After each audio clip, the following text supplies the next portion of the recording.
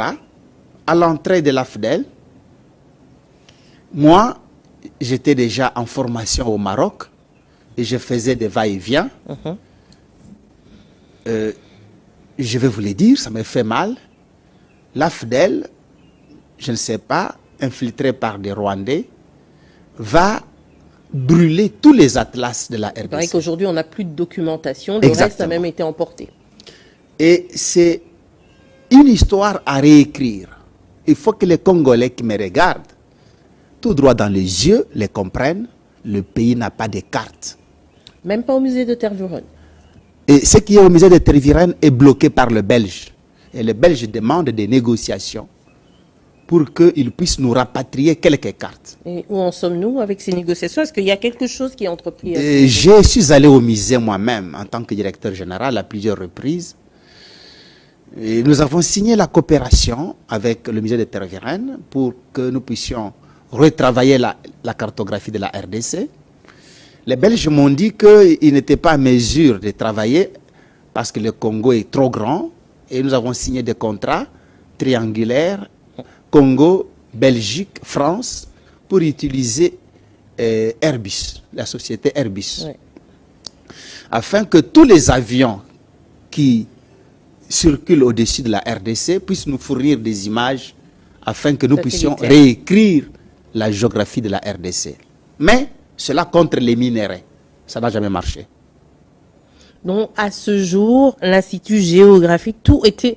expliquez-moi un peu le mécanisme. L'AFDEL, c'est vrai que c'est quelque chose de bien calculé. On sait qu'ils sont arrivés avec les Rwandais et consorts, tout cet assortiment-là. Et c'était bien calculé, mais rien n'a pu échapper de ce carnage. Ils ne se sont pas arrêtés là.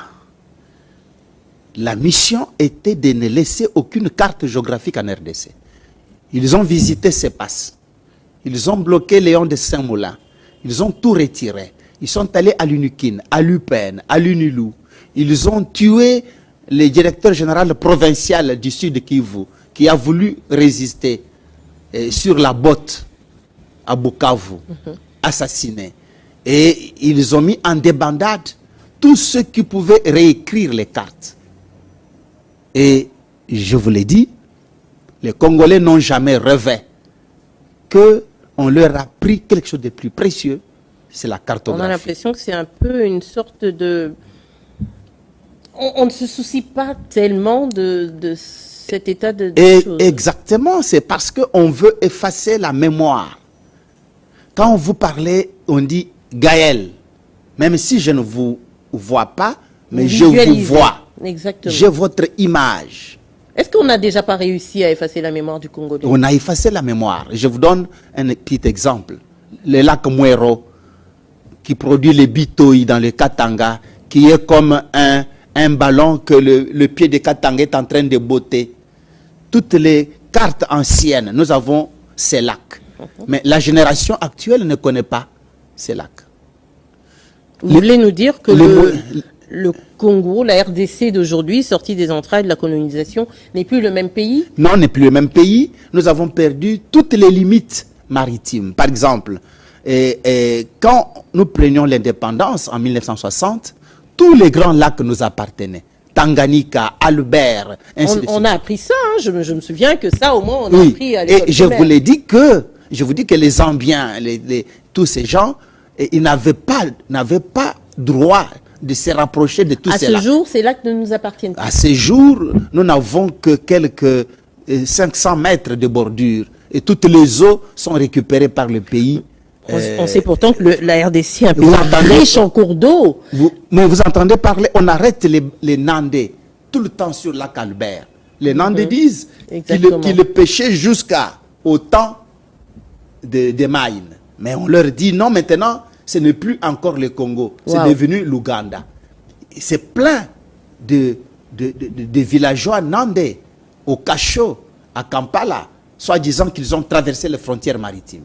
Mais à qui revient cette responsabilité? Attendez. Bon, est-ce que l'Institut géographique à ce stade, qu'en est-il? Qu'est-il devenu? L'Institut géographique à ce stade est vendu.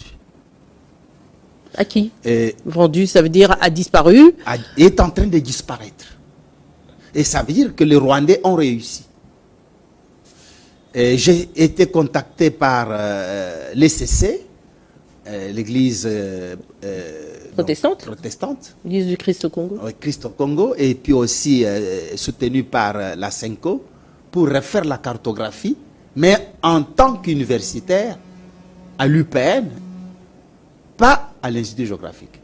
Donc, l'Institut géographique, juste à côté de nous, a été d'abord vendu aux Malaisiens. Pardon? Je répète, je pèse bien les mots. Vendu aux Malaisiens. Par qui?